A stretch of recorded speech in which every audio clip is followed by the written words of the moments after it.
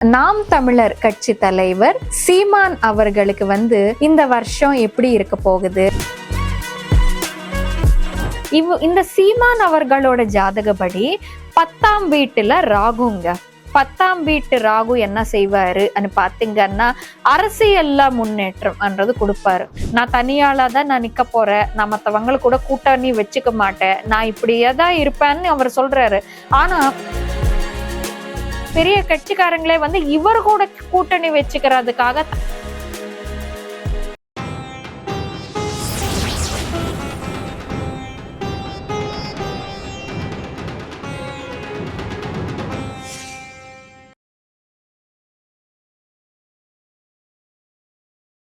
Rudran astro நேயர்கள் அனைவருக்கும் வணக்கம்.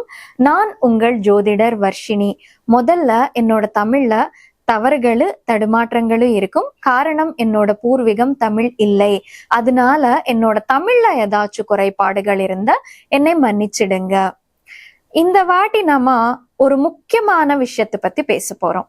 அது என்னன்னு பாத்தீங்கன்னா, நம்மளோட நாட்டுல எல்லாருமே இப்போ ஹைப்பர் டென்ஷன்ல இருக்கிற ஒரு சிச்சுவேஷன் நடக்க போகுது இல்லையா? அதாங்க இப்போ நமக்கு ஒரு 2 மாசத்துல வரப்போற தேர்தல் பத்தி. இந்த தேர்தல்ல யார் ஜெயிப்பாங்க, எந்த கட்சி ஆட்சிக்கு வரும் சொல்லிட்டு நிறைய பேர் பயங்கரமா டென்ஷன் பட்டுட்டு இருப்பாங்க, பயங்கரமா மண்டை பிச்சிட்டு இருப்பாங்க. இப்போ நமக்கு எந்த கட்சி ஆட்சிக்கு வரும், எந்த கட்சி தேர்தல்ல ஜெயிக்கும் சொல்லிட்டு சொல்ல முடியாது. ஆனா அந்த கட்சிக்கான தலைவர்கள் யாரு முதல் அமைச்சர் போட்டியில இருப்பாங்களோ அவங்களுக்கு மட்டும் ஜாதகம் எப்படி இருக்குது, ஜாதக கட்டம் எப்படி இருக்குது, அவங்களுக்கு ஜெயிக்கிறதுக்கு எவ்வளவு ஒரு சான்சஸ் இருக்குது, இந்த மாதிரி விஷயங்கள் நம்ம தெரிஞ்சுக்கலாம். இப்போ நம்ம நாம் தமிழர் கட்சி தலைவர் சீமான் அவர்களுக்கு இந்த வருஷம் எப்படி இருக்க போகுது, ஜாதக கட்டப்படி அவருக்கு அமைப்பு அரசியல்ல வெற்றி அமையறதுக்கான அமைப்பு இருக்கா இல்லையான்னு சொல்லிட்டு நம்ம பார்ப்போம். சீமான் அவர்களோட டைம் ஆஃப் பர்த், பிறந்த நேரம்ன்றது நமக்கு கிடைக்கல. ஆனா அவரோட பிறந்த தேதி வச்சு பாத்தீங்கன்னா, அவர் பிறந்த தேதி படி அவருக்கு ரிஷப ராசி வருதுங்க. சோ ரிஷப ராசி படி அவருக்கு எப்படி நமக்கு பெயர்ச்சி பலன் இருக்குதுன்னு சொல்லிட்டு நம்ம பார்ப்போம். இப்போ ரிஷப ராசிக்காரங்களுக்கு 11ஆம் வீட்டுல சனி பகவான் பெயர்ச்சி ஆயிட்டு இருக்காருங்க. பொதுவாவே இந்த 3ஆம் வீட்டுல, 6ஆம் வீட்டுல, 11ஆம் வீட்டுல சனி பகவான் பெயர்ச்சி ஆகும் போது ரொம்ப நல்ல பலன்கள்ன்றது கொடுப்பாருங்க. ரொம்ப நல்ல பலன்கள்ன்றது இருக்கும். சீமான் அவர்களுக்கு அந்த வகையில பாத்தீங்கன்னா, இந்த ஒரு வாட்டி சனி பகவான் ஒரு நல்ல பலன்ன்றது அமைச்சு கொடுக்க போறாருன்னு சொல்லிட்டு சொல்லலாம். அப்படியே சீமான் அவர்களுக்கு இப்போ குரு பகவான் 2ஆம் வீட்டுல பெயர்ச்சி ஆயிட்டு இருக்காரு. 2ஆம் வீடு பாத்தீங்கன்னா ஃபேமிலி சம்பந்தப்பட்ட ஹவுஸ், ஃபேமிலி ஹாப்பினஸ்க்கு சம்பந்தப்பட்ட ஹவுஸ், பண வகையில அவருக்கு ஒரு நல்ல விஷயங்கள், நல்ல முன்னேற்றங்கள்ன்றது இருக்குதுன்னு சொல்லிட்டு சொல்லலாங்க. அப்படியே குடும்பத்துல ஒரு சந்தோஷமான ஒரு சூழ்நிலை, ஒரு கால்நிலைன்றது ஏற்படுறதுக்கான வாய்ப்புண்டுன்னு சொல்லிட்டு சொல்லலாங்க. அப்படியே இந்த 2ஆம் வீட்டுல இருக்கக்கூடிய குரு குடும்பத்துக்கே ஒரு நல்ல மரியாதைன்றது கொண்டு வருவாருன்னு சொல்லிட்டு சொல்லலாங்க. இப்போ இந்த சீமான் அவர்களோட ஜாதகப்படி 10ஆம் வீட்டுல ராகுங்க. 10ஆம் வீட்டு ராகு என்ன செய்வாரு பாத்தீங்கன்னா, அரசியல்ல முன்னேற்றம்ன்றது கொடுப்பாரு.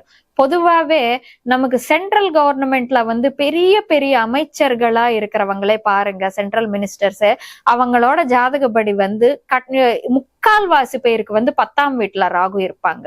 இப்போ இவருக்கு 10ஆம் வீட்டுல ராகு நேரடியா இருக்காரா இல்லையான்னு நமக்கு தெரியாது. ஆனா ராசிப்படி இப்போ 10ல ராகு ஆயிட்டு இருக்காரு. சோ அரசியல்ல எதிர்பார்க்காத வகையில ஒரு முன்னேற்றங்கள்ன்றது, அரசியல் பொறுத்த வரைக்கும் இந்த 10ஆம் வீட்டு ராகு நல்லது செய்வாரு. எதிர்பார்க்காத வகையில முன்னேற்றம்ன்றது இருக்கிறதுக்கான வாய்ப்புண்டுன்னு சொல்லிட்டு சொல்லலாங்க சீமான் அவர்களுக்கு. இப்போ நிறைய விஷயத்துல பாத்தீங்கன்னா, 10ல ராகு இருக்கும் போது அது வடநாட்டு மத்த கல்ச்சருக்கு சம்பந்தமான விஷயங்கள்ல நன்மை ஆக்கும். அது நம்ம அரசியலுக்கு எப்படி பொருந்தும்னு நம்ம பாத்தீங்கன்னா, சென்ட்ரல் லெவல்ல அவருக்கு ஏதாச்சும் ஒரு நல்ல ஒரு பதவின்றது கிடைப்பதுக்கான வாய்ப்புண்டு. இப்போ இவர் சீமான் அவர்கள் நான் தனியாளா தான் நான் நிக்க போறேன், நான் மத்தவங்களை கூட கூட்டணி வச்சுக்க மாட்டேன், நான் இப்படியேதான் இருப்பேன்னு அவர் சொல்றாரு. ஆனா ஃபியூச்சர்ல அவர் கூட்டணி வச்சுக்கிறது மூலமா ஏதாச்சும் ஒரு நல்லது நாட்டுக்கு நடக்க போகுது, இல்ல நமக்கு கட்சிக்கு நடக்க போகுதுன்னு சொல்லிட்டு நினைச்சு கூட அவர் கூட்டணி வச்சுக்கலாம். இல்ல 10ல ராகு இருக்கும் போது சில வாட்டி என்ன நடக்கும்னு கூட தெரியாது, ஒரு பெரிய பார்ட்டியே பெரிய கட்சிக்காரங்களே இவர் கூட கூட்டணி வச்சுக்கிறதுக்காக தானாவே வர்றதுக்கு வாய்ப்பு இருக்குங்க. ஏன்னா இப்ப நமக்கு இந்த விஜய் அவர்கள் வேற இறங்கியிருக்காரு. அவர் மேலமைச்சர் ஆவாரா இல்லையா அன்ற விஷயம் நம்ம கொஞ்ச நேரம் ஓரத்துல தள்ளிவிட்டா விஜய் அவர்கள் அரசியலுக்கு வந்த இம்பாக்ட் மட்டும் கட்டாயமா இருக்கும். அங்க கட்டாயமா பெரிய பெரிய பார்ட்டியில இருந்து ஓட்டு பிரிப்பாரு விஜய், அது மட்டும் உறுதிங்க. சோ அந்த ஓட்டு பிரிக்கும் போது நமக்கு என்னன்னா ஒரு சில கட்சிகள் ஜெயிக்க மாதிரியோ ஜெயிக்காத மாதிரியோ இந்த மாதிரி இருக்கும், ஒரு பார்டர் லைன்ல இருக்கும். சோ அந்த மாதிரி வரும்போது என்னன்னா இந்த சீமான் அவர்கள்கிட்டயே ஒரு சில கட்சிக்காரங்க அவங்களோட கட்சியில தானா சேர்த்துக்கிறதுக்காக வாய்ப்புண்டுங்க. ஏன்னா 10ல ராகு இருக்கும்போது எதிர்பார்க்காத வகையில தொழில முன்னேற்றம்ன்றது நடக்கும். அதுவும் அரசியல் பொறுத்த வரைக்கும் நடக்குங்க. சோ சீமான் அவர்கள் பொறுத்த வரைக்கும் என்னன்னா 10ல இருக்கிற ராகு அரசியல் பொறுத்த வரைக்கும் அவருக்கு கொஞ்சம் அந்த வகையில நல்ல நன்மைகள் அமைச்சு கொடுப்பாருன்னே சொல்லலாங்க. அவர் முதல் அமைச்சர் ஆவாரா இல்லையா என்றது நம்ம கொஞ்ச நேரம் மறந்துட்டா அவருக்கு என்னன்னா முன்னணி அவருக்கு முன்னால் அவர் ஜெயிச்சதை விட இப்போ கொஞ்சம் அதிகமா அவர் ஜெயிக்கிறதுக்கு வாய்ப்புண்டு சொல்லிட்டு நம்ம சொல்லலாங்க.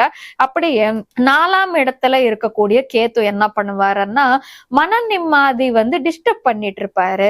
இப்போ ஒரு 2 நாளுக்கு முன்னால ஒரு பேச்சு பேசிட்டு 2 நாளுக்கு அப்புறமா ஒரு பேச்சு பேசுறாங்கன்னு வைங்க, அது அவங்களோட தப்பு கிடையாது. நம்ம எல்லாம் பயங்கரமா ட்ரோல் பண்ணிட்டு இருப்போம் மீடியால, 2 நாளுக்கு முன்னால இப்படி பேசினாங்க, 2 நாளுக்கு முன்னால அப்படி பேசினாங்கன்னு சொல்லிட்டு.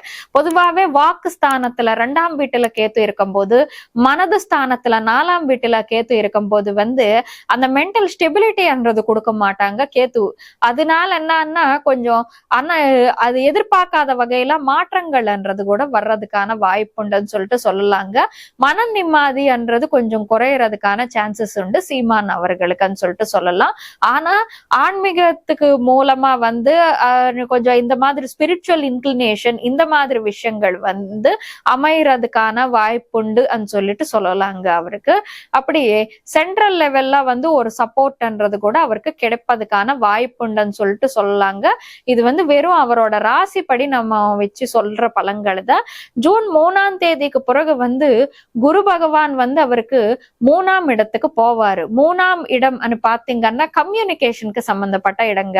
கம்யூனிகேஷன் ஹவுஸ்ல குரு பகவான் வரும்போது நமக்கு கம்யூனிகேஷன் வகையில நிறைய ஒரு ஃபேம்ன்றது கொண்டு வருவாரு. எதுக்கன்னா 3ஆம் இடத்துல இருந்து 9ஆம் பார்வையால 11ஆம் வீட்டை பார்த்துட்டு இருக்காங்க குரு பகவான் அவருக்கு. சோ 3ஆம் வீடு கம்யூனிகேஷன் ஹவுஸ். இப்ப பொதுவாவே நமக்கு மேடை பேச்சு அரசியலுக்கு அது எது மாதிரி போது இருந்தான்னா மேடை பேச்சு பேசுறவங்க பிரச்சாரம் பண்ணும் போது பிரச்சாரத்துக்கு போய் பேசுறது இந்த மாதிரி விஷயங்கள் மூலமா 11ஆம் வீடு மக்கள் கூட்டம் சோஷியல் சர்க்கிள்ன்றது ஏற்பட போகுது அவருக்கு தன்னோட பேச்சு மூலமா சொல்லிட்டு சொல்லலாங்க. ஓரளவுக்கு சீமானுக்கு கொஞ்சம் சீமான் அவர்களுக்கு கொஞ்சம் நலமாதான் இருக்குதுன்னு சொல்லிட்டு சொல்லலாங்க இந்த வருஷம். இது இந்த சீமான் அவர்களுக்கான பலன் சொல்லிட்டு சொல்லலாங்க.